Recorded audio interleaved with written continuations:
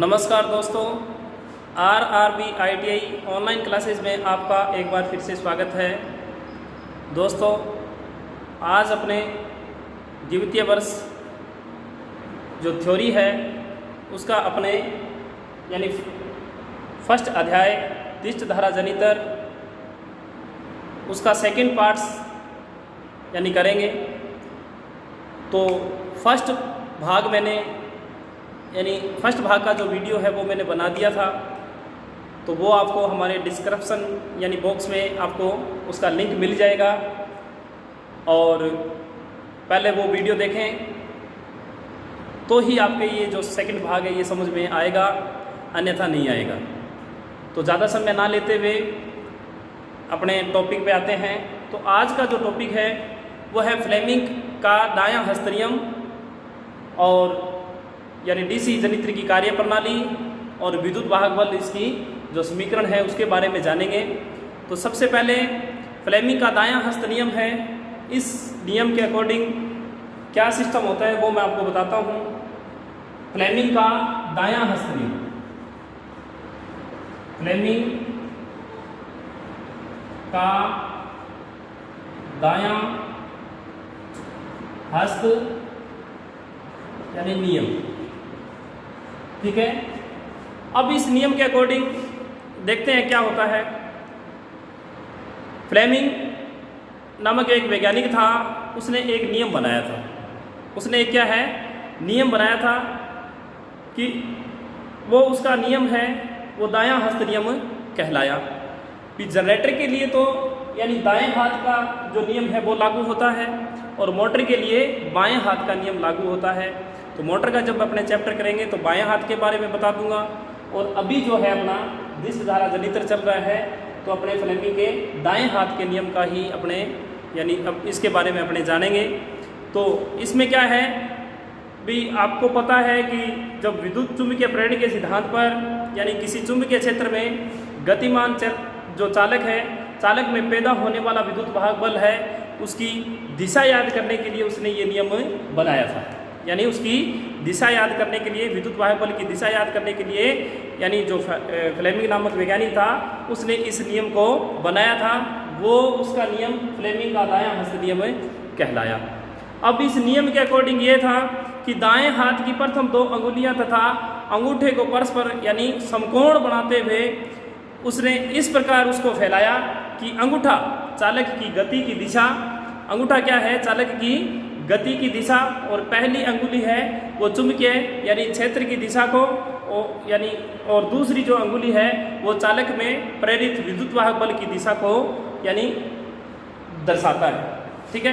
यानी उसने इस दाएं हाथ को इस प्रकार फैलाया, ठीक है।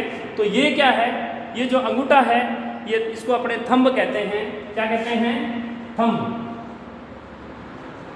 ठीक है। ये थंब है, ये बताता है मोशन, ठीक है भाई। ये जो है वो क्या बताएगा, जो अंगूठा है वो क्या बताता है कि चालक की यानी गति की दिशा। इसको लिख दो, चालक की गति की दिशा। फिर उसके बाद यानी फोर फिंगर यानी जो आती है वो फोर फिंगर, ये जो है ये जो फोर फिंगर है ये बताता है फ्लक्स यानी फ्लक्स को, ठीक है। जो यानी फ्लक्स का यानी जो सिस्टम हो गया चुंबकीय क्षेत्र की दिशा को, ये क्या बताता है चुंबकीय क्षेत्र की यानी दिशा। फिर उसके बाद जो मिडिल फिंगर है, मिडिल फिंगर जो फिंगर यानी है वो क्या बताता है, मिडिल फिंगर जो बताता है वो बताता है ईएमएफ। क्या बताता है? ईएमएफ। यानी ईएमएफ मतलब यानी प्रेरित विद्युत वाहक बल की दिशा, यानी चालक में प्रेरित विद्युत वाहक बल की दिशा, चालक में प्रेरित विद्युत वाहक यानी बल की यानी दिशा, ठीक है। तो ये बताता है। तो उसने इस नियम को इस सिस्टम से बताया। अब उसके बाद यानी जो आता है यानी इस प्रकार चलाया उसने, तो अब देखो कि जो चालक है वो इस तरीके से रोटेटिंग होगा यानी घूमेगा, तो ये जो सिस्टम है ये बताएगा किसको, यानी चालक की यानी गति की दिशा, ठीक है। और ये जो है ये बताएगा चुंबकीय यानी क्षेत्र किस दिशा में जा रहा है, और ये जो है वो बताएगा जो ईएमएफ है यानी चालक में प्रेरित विद्युत वाह बल ईएमएफ जो उत्पन्न हो रहा है, जो प्रेरित विद्युत वाह बल है उसके बारे में बताएगा। अब आता है डीसी यानी जनित्र की कार्य प्रणाली। क्या आती है? दिष्ट धारा जनित्र की कार्य प्रणाली। तो दिष्ट धारा जनित्र की कार्य प्रणाली मैं आपको बताता हूँ किस तरीके से होगी। कार्य प्रणाली, कार्य प्रणाली। अब इस कार्य प्रणाली के अंदर क्या सिस्टम है वो मैं बताता हूँ कि फैराडे के विद्युत चुंबकीय प्रेरण के सिद्धांत पर ये आधारित है। ये तो आपको पता ही है कि जनित्र है वो फैराडे के विद्युत चुंबकीय यानी प्रेरण के सिद्धांत पर आधारित होता है। फिर उसके बाद जनित्र द्वारा पैदा किया गया जो विद्युत वाहक बल है वो अल्टरनेटिव स्वभाव वाला ही होता है। ये नोट कर लेना आप कि जो जनरेटर द्वारा यानी पैदा किया जाने वाला जो जनित्र द्वारा पैदा किया जाने वाला विद्युत वाहक बल है वो अल्टरनेटिव यानी स्वभाव वाला ही होता है। क्यों होता है वो मैं बताता हूँ, क्योंकि चालक लूप के, अब देखो क्यों होता है, आपको पता है कि ये दो यानी पोल है N और S। अब इसमें क्या है यानी जो चालक है ये चालक, अब इसके कितने यानी लूप हो गए A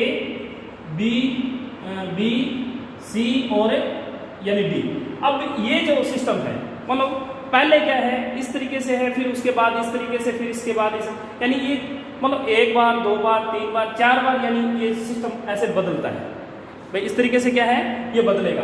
तो अब क्या है ये जो यानी चलेगा 180 यानी डिग्री घूम जाने के पश्चात ये भाग इधर आ जाएंगे और ये जो भाग है वो इधर हो जाएगा। यानी A है वो इस तरफ आ जाएगा, B है वो इस तरफ, और C है वो इस तरफ आ जाएगा, और D है वो इस तरफ आ जाएगा। यानी ये बदलेगा। कब बदलेगा? जब 180 डिग्री घूम जाने के पश्चात यानी चुंबकीय फ्लक्स में यानी छेदन की दिशा है वो क्या है बदल जाती है। तो जनित्र से प्राप्त होने वाला विद्युत वाहक बल है वो AC है अथवा DC है, ये निर्भर किस पे करता है यानी आउटपुट प्राप्त करने की विधि पर। यानी ये जो सिस्टम यानी करता है वो किस पे करता है, आउटपुट प्राप्त करने की विधि पर करता है। अब अपने को पता है कि AC है वो इस तरीके से चलती है, तो ये 360 डिग्री का सर्किल हो गया। अब इस सिस्टम में क्या है कि 180 डिग्री जब यानी घूम जाता है तो जो चुंबकीय यानी छेदन की दिशा है वो क्या है बदल जाती है। तो ये क्या है आधे समय के लिए यानी प्लस और आधे समय के लिए यानी माइनस में यानी जाती है। तो वो जो पैदा होने वाला यानी विद्युत वाहक बल है वो अल्टरनेटिव यानी सिस्टम से ही पैदा होता है। लेकिन ये जो विद्युत वाहक बल प्राप्त हुआ है ये क्या है यानी जनित्र से प्राप्त होने वाला विद्युत वाहक बल AC है अथवा DC है, ये निर्भर करता है उसकी आउटपुट प्राप्त करने की विधि पर। अगर जनित्र यदि यानी मान लो जनित्र है वो क्या है आउटपुट विद्युत विधि प्राप्त करने की जो सिस्टम से होता है वो दो यानी विधियों के अंदर होता है। कौन कौन सी? एक होता है स्लिप रिंग विधि और एक होती है स्लिप रिंग या कम्यूटेटर विधि। अब स्लिप रिंग जो विधि होती है कौन कौन सी होती है? दो विधियों से प्राप्त कर सकते हैं अपने विद्युत वाहक बल है वो दो विधियों से कर सकते हैं। एक होता है स्लिप रिंग विधि और एक होता है स्लिप रिंग या कम्यूटेटर विधि। अब स्लिप रिंग विधि के अंदर क्या सिस्टम होता है, इस विधि में क्या होता है कि आर्मेचर जो आर्मेचर होता है लूप को दो स्लिप रिंगों से जोड़ा जाता है। किससे जोड़ा जाता है? दो स्लिप रिंगों से जोड़ा जाता है। फिर उसके बाद स्लिप रिंग जो बने होते हैं वो यानी दो धात्विक यानी छल्ले होते हैं, एक होता है तांबे का और एक होता है पीतल का। यानी दो छल्ले होते हैं। कौन कौन से?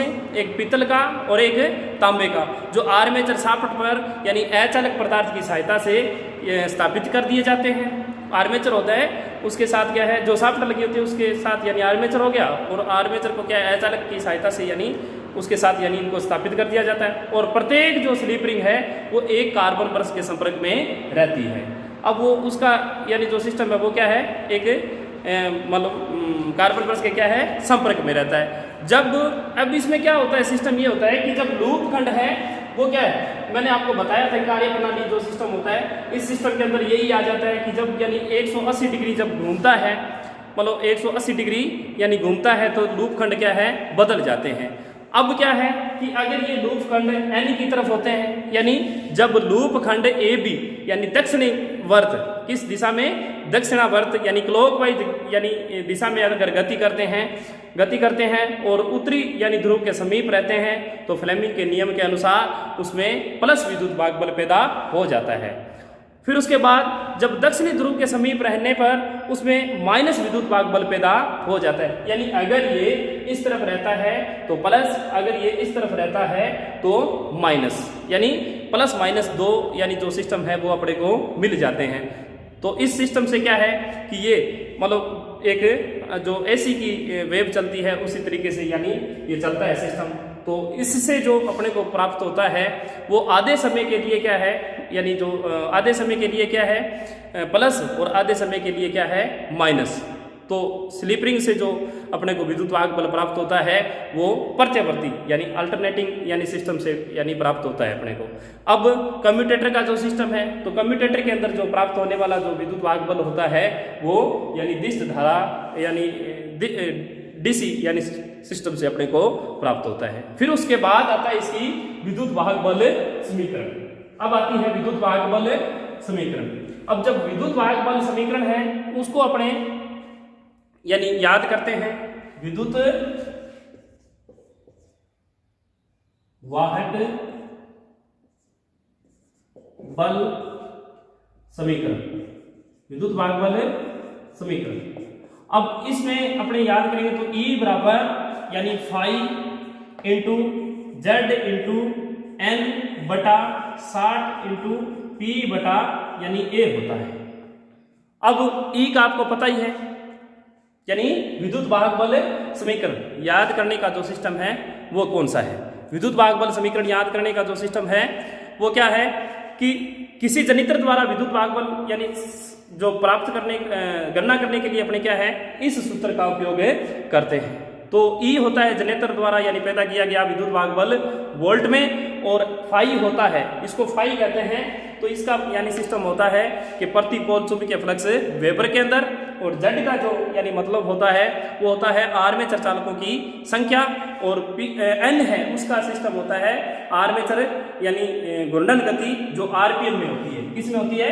आरपीएम में। आरपीएम का पूरा यानी जो नाम है वो मैं बताता हूँ, राउंड पर मिनट, राउंड पर मिनट। और P का मतलब होता है पोलों की संख्या, और A का मतलब होता है आर्मेचर वाइंडिंग में समांतर पथों की संख्या। ठीक है, तो इस तरीके से यानी कोई पर्सन भी आ जाता है। ठीक है, लेकिन इसमें थोड़ा सा एक और बता देता हूँ कि इसमें दो यानी मान लो सिस्टम होता है, एक होता है वेव वाउंड और एक होता है लेप वाउंड। यानी वेव वाउंड के अंदर होता है A बराबर 2, A बराबर क्या होता है 2, और जो वेव वाउंड के अंदर होता है A बराबर 2, और लेप वाउंड के अंदर होता है A बराबर यानी P। A बराबर P का मतलब हो गया कि जितने यानी जो आर्मेचर वाइंडिंग में समांतर पथों की संख्या होती है उतने ही पोलों की संख्या होती है। तो ये आपको लेप वाउंड और वेव वाउंड का जो सिस्टम आएगा वो देगा यानी प्रश्न में कि लेप वाउंड है या वेव वाउंड है, तो आप याद कर लेना। तो ये कौन सा हो गया, ये जो A बराबर यानी होता है ये होता है वेव वाउंड, कौन सा वेव, और ये होता है लेप, कौन सा लेप वाउंड। यानी इस तरीके से जैसे कोई प्रश्न आ जाता है, कि किसी लेप वाउंड 8 पोल वाले, किसी लेप वाउंड 8 पोल वाले आर्मेचर में चालकों की संख्या यानी 800 है, और फ्लक्स का मान है वो 15 मिली वेबर यानी प्रति पोल है। यदि आर्मेचर चालकों की घूर्णन गति है वो 500 आरपीएम हो तो जनित्र द्वारा यानी पैदा हुआ विद्युत वाहक बल कितना होगा। तो अपने को याद क्या करना ही पड़ेगा, इस तरीके से यानी करना पड़ेगा।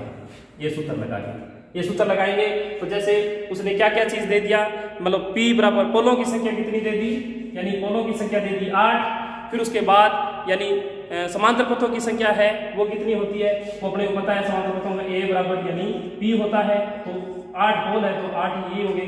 फिर उसके बाद यानी समांतर पथों की संख्या आ गई। फिर फ्लक्स का जो सिस्टम आता है वो उसने फाई का मान दे दिया। फाई का मान कितना दिया है वो देखो, फाई बराबर यानी हो गया 15। ठीक है, और मिली यानी सिस्टम से होगा तो अपने इंटू 10 की पावर -3 कर देंगे। ठीक है, यानी वेबर के हिसाब से, वेबर के हिसाब से।